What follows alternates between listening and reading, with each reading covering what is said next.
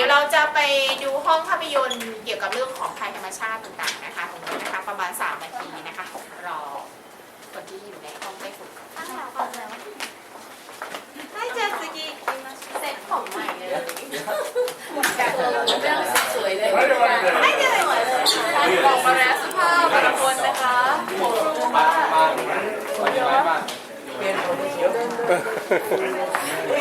ปูนะすみません、ありがとうございました。